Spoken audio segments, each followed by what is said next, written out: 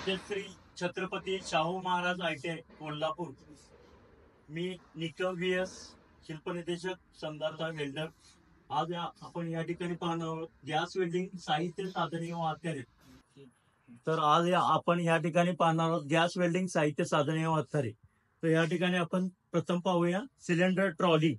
तर cylinder trolley ही चांगल्या प्रकारच्या MS पाईप पासून त्याचप्रमाणे MS अँगल आणि या ठिकाणी वाहतुकीसाठी नियंत्रण करण्यासाठी आपल्याला व्हील बसवलेले असतात. तर सिलेंडर ट्रॉलीचं महत्वाचं काम आहे सिलेंडर चांगल्या प्रकारे इथं उभा करणे आणि वाहतुकीसाठी नियंत्रण करण्यासाठी आपल्याला सिलेंडर ट्रॉलीची आवश्यकता असते. त्याचबरोबर सिलेंडर नेहमी हे अपराईट पोझिशन मध्ये ठेवायचे, उभ्या स्थितीत. सिलेंडर जर आपण आडवा ठेवला तर त्यामध्ये हाय प्रेशरनं गॅस भरलेला असतो, तो इकडून बाहेर येण्याची शक्यता असते. तर त्यासाठी आपल्याला काय करायचं आहे, नेहमी सिलेंडर उभ्या स्थितीत ठेवायचं. त्यालाच आपण म्हणतो इंग्रजीमध्ये अप राईट पोझिशन. तर त्याचबरोबर सिलेंडर ने-आण करताना सिलेंडर आपल्या ट्रॉलीतून बाजूला जाऊ नये किंवा सिलेंडर यातून सुटू नये, हलू नये, यासाठी आपण करणार आहोत चेनिंग. चेनिंग म्हणजेच काय, या ठिकाणी चांगल्या प्रकारचे चेन पासून आपल्याला या ठिकाणी क्लॅम्पिंग करायचं आहे, जेणेकरून सिलेंडर हे हलता कामा नये आणि ज्या वेळेला आपण ट्रॅव्हल करणार आहोत त्यावेळेला ते व्यवस्थित उभ्या स्थितीत राहावं, यासाठी आपण त्याला करतोय चेनिंग. चेनिंग हे दोन्ही आपल्याला सिलेंडरला करावं लागतं. त्यानंतर पुढचा जो आपला महत्वाचा जो ऍक्सेसरीज आहेत त्यामध्ये आपले आहेत ऑक्सिजन सिलेंडर. आता ऑक्सिजन सिलेंडर म्हटल्यानंतर या ठिकाणी आपण बघितलं तर 150 ते 200 किलोग्रॅम पर सेंटीमीटर स्क्वेअर PSI या दाबानं हा गॅस भरलेला असतोय. आणि याचा ओळखण्यासाठी आपल्याला कलर कोड आहे तो ब्लॅक. आणि सगळ्यात महत्वाचं आहे, याचे जे थ्रेड असतात ते राईट हँड असतात, उजव्या हाताचे असतात. आणि या ठिकाणी आपण दुसरा सिलेंडर पाहणार आहोत, तो म्हणजे ऍसिडिन सिलेंडर. ऍसिडिन सिलेंडरचा कलर आहे मरून, उंचीनं कमी आहे आणि याचा डायमीटर थोडा ऑक्सिजन पेक्षा जास्त आहे. तर ऑक्सिजन सिलेंडरचा डायमीटर सरासरी 9 इंच आहे आणि याचा जवळजवळ 10 ते 12 इंच हा याचा डायमीटर आहे. तर उंचीमध्ये बघितलं तर ऍसिडिन सिलेंडरची उंची ही थोडी कमी आहे आणि ऑक्सिजन सिलेंडरची उंची ही जास्त आहे. त्यानंतर आपण पुढचा भाग बघणार आहोत ते म्हणजे स्पिंडल की.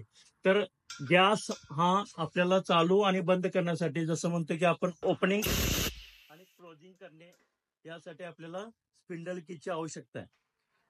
तर स्पिंडल की ही नेहमी आपण आपलं काम झाल्यानंतर नेहमी सिलेंडरलाच, शक्यतो ऍसिडिन सिलेंडरलाच अटॅच करून ठेवायची आहे, जेणेकरून आपल्याला ती उपयोगात येईल पडशी या पद्धतीनं.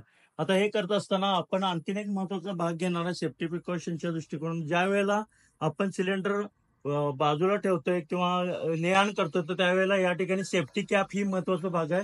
सेफ्टी कॅप ही या ठिकाणी फिट करणं गरजेचं आहे. हा जो आतमधला आपण ग्लँड नट बघतोय हा सुरक्षित राहावा, यासाठी सेफ्टी कॅपची आवश्यकता आहे. तर ज्या वेळेला सिलेंडरचा उपयोग होत नाही किंवा सिलेंडर ने-आण करतोय, आदळापड होऊ नये आणि ग्लँड नट सुरक्षित राहावा, कारण गॅस इथूनच बाहेर पडण्याची शक्यता जास्त असते आणि यासाठी आपल्याला ही सेफ्टी कॅपची आवश्यकता आहे. सेफ्टी कॅप आपण बघितलं तर ही ऑक्सिजनची आपण बघितली आणि ऍसिडिनला आता या ठिकाणी अटॅच आहे. तर या पद्धतीनं हे सिलेंडरला अटॅच केलेलं असते, याला म्हणतो आपण सेफ्टी कॅप. तर ही जी ब्लो पाईप आहे, हाय प्रेशर ब्लो पाईप म्हणतोय आपण त्याला.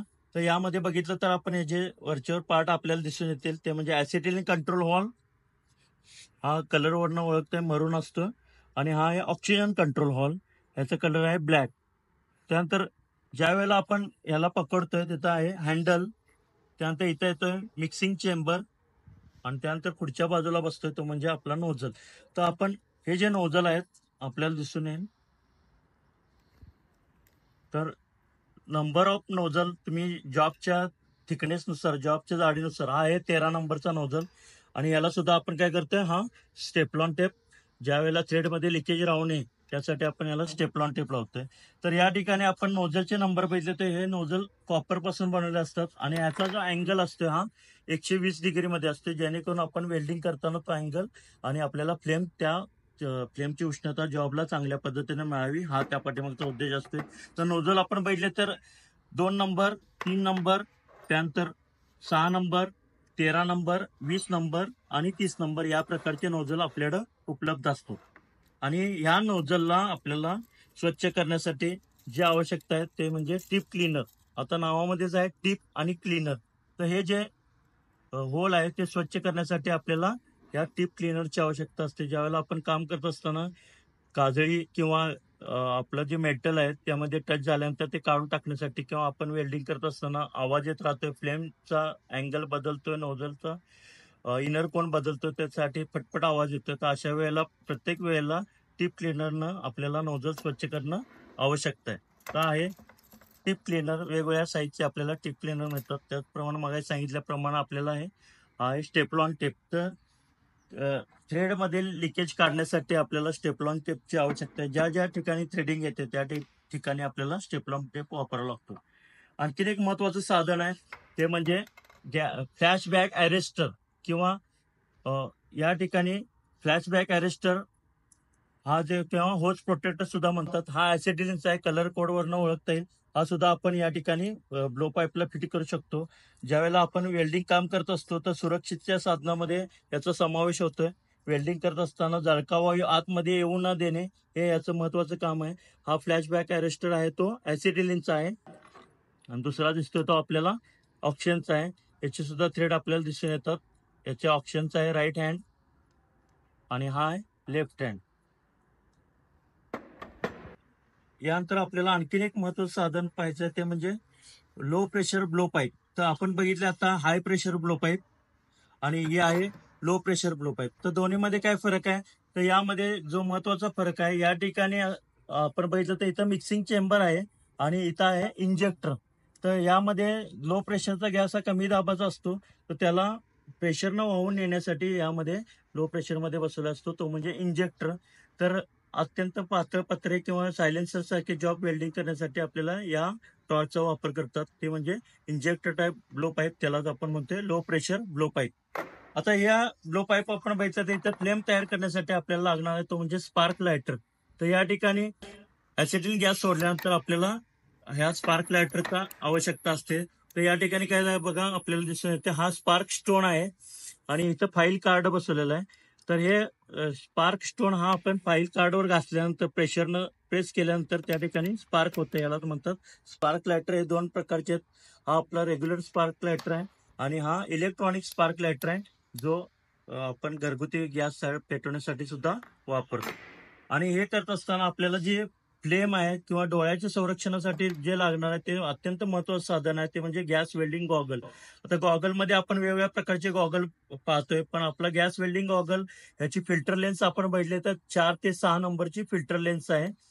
तर 6 नंबरचा वापरतो तो आपण गॅस कटिंगसाठी वापरतोय आणि गॅस वेल्डिंगसाठी 4 नंबरचा आपण गॅस वेल्डिंग गॉगल वापरतोय. त्यानंतर पुढचे जे महत्वाचं साधन आहे ते म्हणजे टॉंग. गरम जॉब पकडण्यासाठी आपल्याला टॉंगची आवश्यकता आहे. तर आपण बघितलं तर हँडलिंग द हॉट जॉब, गरम जॉब पकडण्यासाठी हे सांडशे आपण म्हणतोय तर टॉंगचा वापर करतोय. आणि ही टॉंग चांगल्या प्रकारच्या MS पासून बनवलेली आहे आणि गरम जॉब पकडण्यासाठी आपल्याला टॉंगचा उपयोग होतोय. महत्वाच्या साधनामध्ये सेफ्टी प्रिकॉशन आपण म्हणतोय, जसं की या ठिकाणी एक एक आपल्याला लक्षात येईल. त्याला आपण म्हणतोय हँड स्लीव्ज. तर हँड स्लीव्ज हे आपल्या भाऊपर्यंत या ठिकाणी वापरावं लागतंय हँड स्लीव्ज.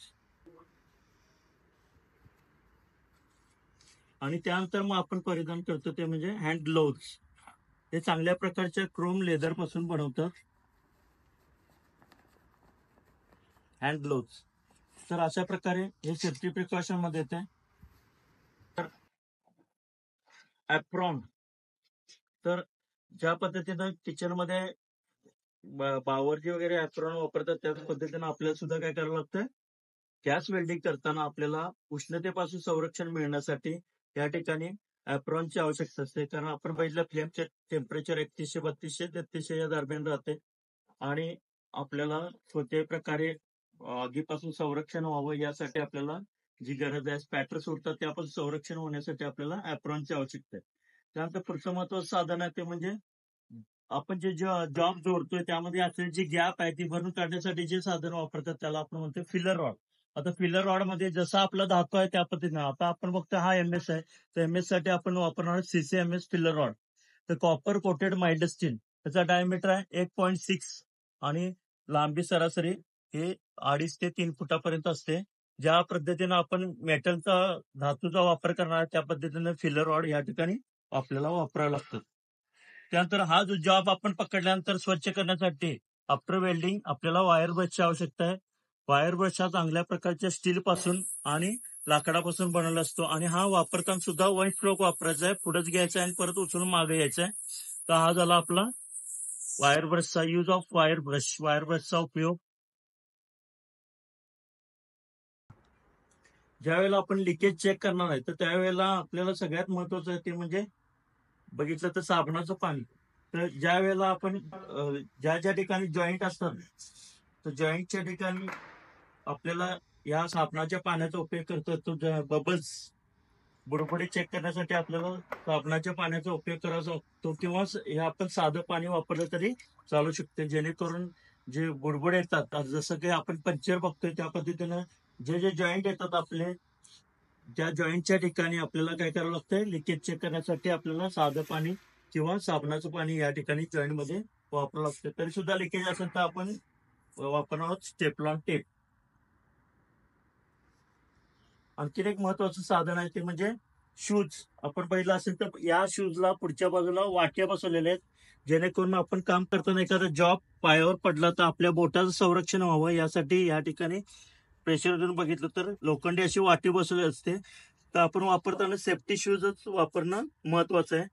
आणि त्यानंतर आपली ब्लो पाईप आहे वारंवार गरम होते, ती थंड करण्यासाठी जे साधन वापरतो ते म्हणजे पाण्याची बादली आणि याचा वापर आपण वरचेवर ब्लो पाईप थंड करण्यासाठी या ठिकाणी पाण्याच्या बादलीचा वापर करतो.